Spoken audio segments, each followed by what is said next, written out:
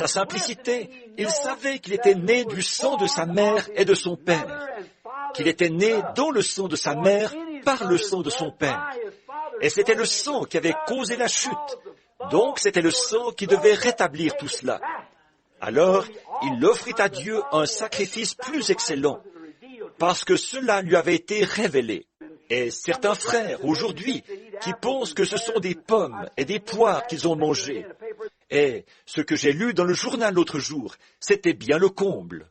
Ils disaient que maintenant, ils ont démontré que ce n'était pas une pomme qu'Ève aurait mangée, que je pense qu'ils prétendent que c'était un abricot.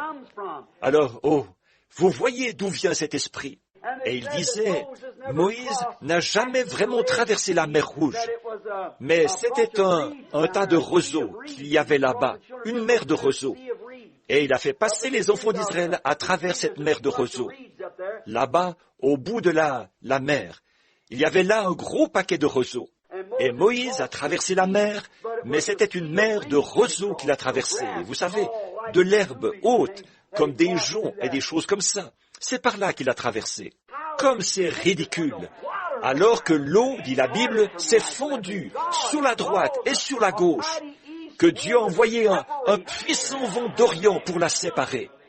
Voyez, ils veulent essayer de résoudre cela à leur façon à eux. Et c'est à cause de ça qu'ils ont toujours échoué. Et ils vont continuer à échouer. Vous savez, toutes ces choses. Et Caïn était le type même de l'homme à la pensée charnelle, aujourd'hui, qui est religieux extérieurement. Il veut faire quelque chose extérieurement, mais il va à l'église et il va faire beaucoup de choses pour le bâtiment. Il n'y a qu'une seule église, et celle-là, on n'y entre pas par adhésion. Les autres, là, ce sont des clubs. Voyez, vous adhérez au club méthodiste, au club baptiste, au club presbytérien, au club pentecôtiste. Mais c'est par une naissance que vous entrez dans l'église. Oui, monsieur. Voyez, tous les autres, là, ce sont des clubs. Ce ne sont pas des églises, ce sont des clubs.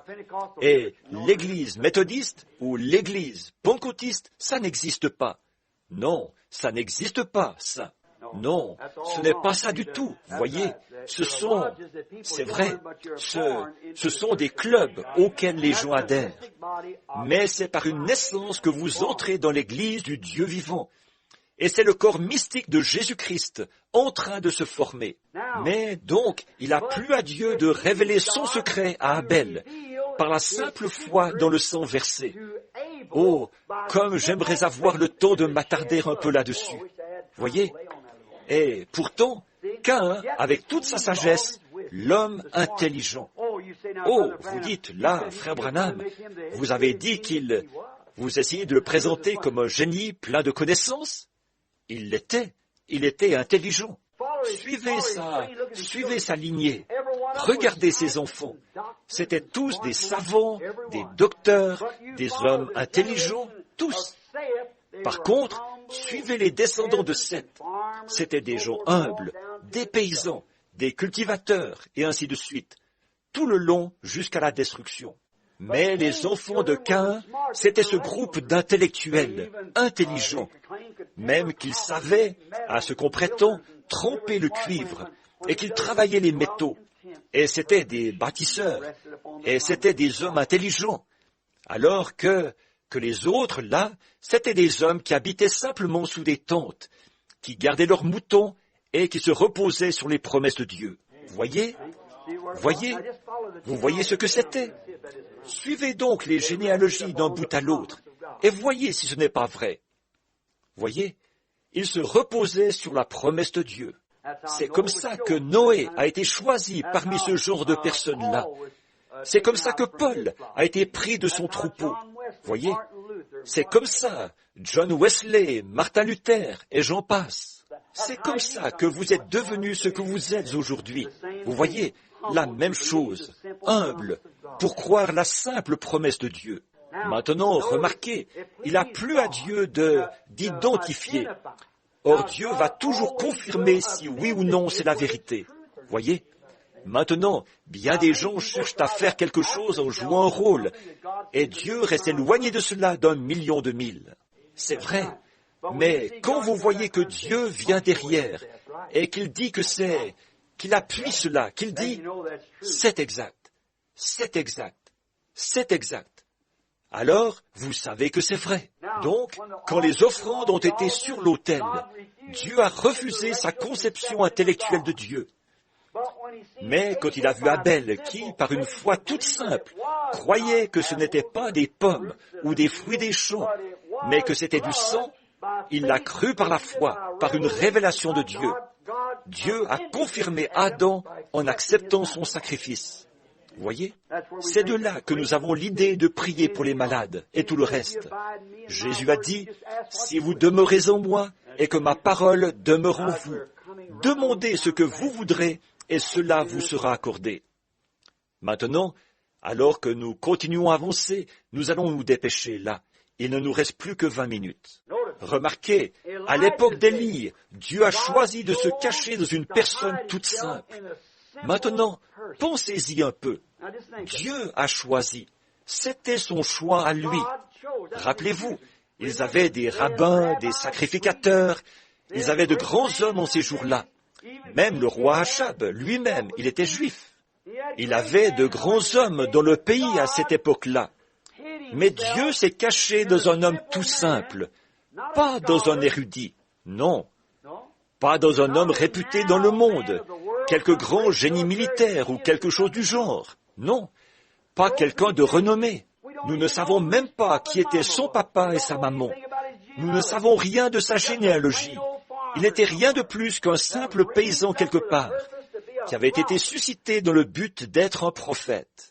Dieu l'avait amené à vivre tout seul dans le désert. Tout ce que nous savons, c'est qu'il a surgi d'on ne sait où, qu'il s'est montré tout à coup et qu'il a condamné tout le système ecclésiastique. Oh là là! Et vous savez ce qu'ils ont pensé de lui? À quelle école est-il allé? Voyez, à quelle dénomination appartient-il? Est-il avec les pharisiens, les sadducéens, ou qui d'autre encore?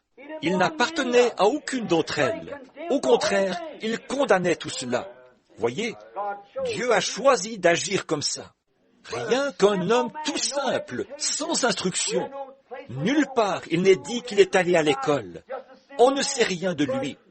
Ce n'était qu'un homme tout simple. Mais il a plu à Dieu de se cacher dans cette personne toute simple. Dieu, là-bas, avec cet homme tout simple, caché dans un être humain. Pouvez-vous saisir ça? Dieu caché dans un fanatique illettré aux yeux du monde. En effet, vous savez, ils l'ont accusé de tout, même d'être un magicien. Élie. Tous les prophètes se font accuser de ça, vous voyez. Alors, Jésus s'est fait accuser de ça, vous voyez, d'être un Belzébul, d'être fou. Ils ont dit, « Voyons, tu es fou. Oui, nous savons que tu as un démon. Tu as perdu la tête. » Voyez, c'est là qu'il leur a dit que quand cela se reproduirait dans les derniers jours, que ce serait un blasphème de faire ça. Il leur a pardonné, mais ça ne serait pas pardonné dans ces derniers jours. Il faudrait en payer le prix, la séparation éternelle. Ce ne serait jamais pardonné, ni dans ce monde, ni dans le monde à venir. Donc, Élie passait pour fou. Est-ce que vous pouvez vous imaginer, il était là à affronter. Les femmes se coupaient toutes les cheveux, comme dans les jours modernes, je suppose. Et elles se maquillaient comme Jézabel, la première dame du pays. Et tous les prédicateurs étaient tombés dans la mondanité et tout. Et alors, qu'est-ce qui s'est passé? Voilà le vieil Élie qui arrive, qui condamne tout ça, d'un bout à l'autre, en commençant par Jézabel, jusqu'en bas. Ils se sont dit, voyons, on n'est pas obligé de t'écouter, on a des pasteurs. C'est sûr, ils n'étaient pas obligés, mais il était leur pasteur quand même. Il était le pasteur de Jézabel. Elle ne voulait pas. Peut-être qu'elle en avait un d'un autre genre, mais l'envoyé de Dieu, c'était lui. Voyez, il était le pasteur que Dieu avait envoyé pour elle. Elle le haïssait, mais il était le pasteur quand même. Remarquez, Et Élie s'humiliait, et il s'en tenait à ce que Dieu disait, à tel point que Dieu a trouvé bon de prendre ce même esprit d'Élie, et il a promis de le faire descendre 3 fois à partir de là. Voyez? Amen. Et il l'a fait. Amen. Assurément qu'il l'a fait. Assurément. Il l'a promis qu'il viendrait. Et il est venu sur Élisée, son successeur. Puis il est venu sur Jean-Baptiste. Et selon Malachie 4, il doit être de nouveau ici au dernier jour.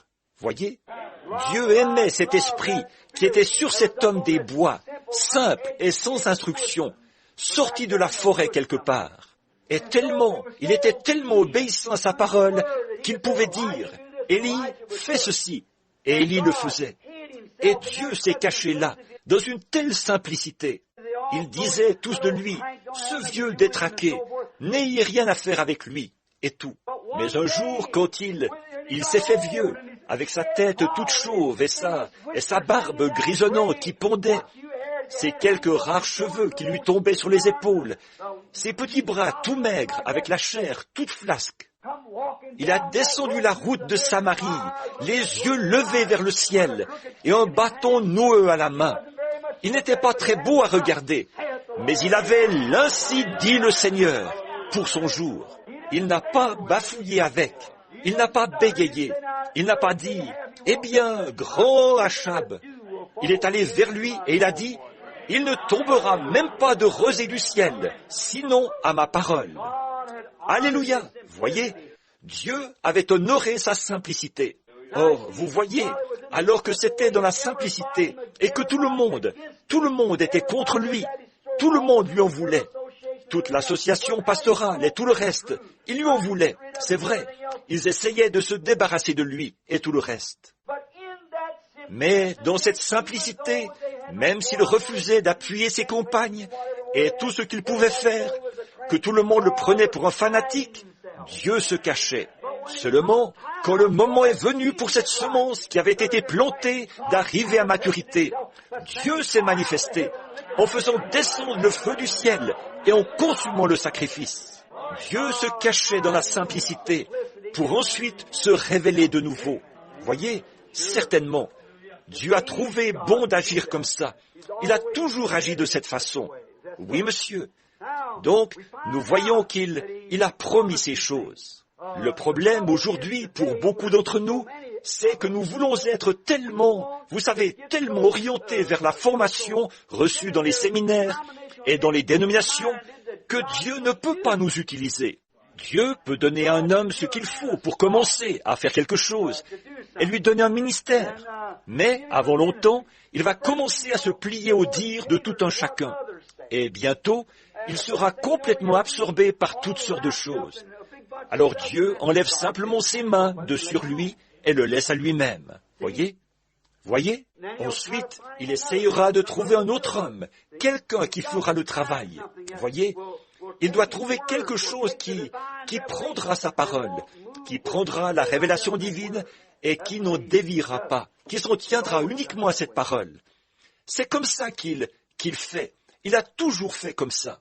Alors, quand l'homme devient tellement instruit et tellement intelligent qu'il essaie d'introduire sa propre interprétation, eh bien, par exemple, ils disent, le baptême du Saint-Esprit, ils vont dire, oh, ça, c'était pour une autre époque.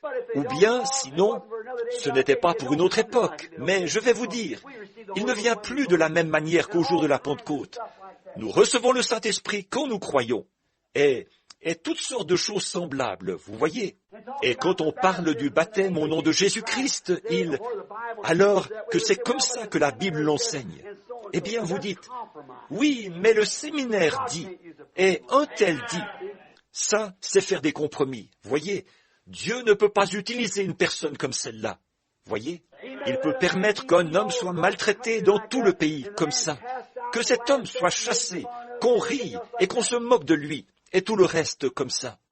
Mais quand vient le moment de la véritable épreuve de force, Dieu se lève et il se confirme au milieu de cette même simplicité. Il va se lever tout d'un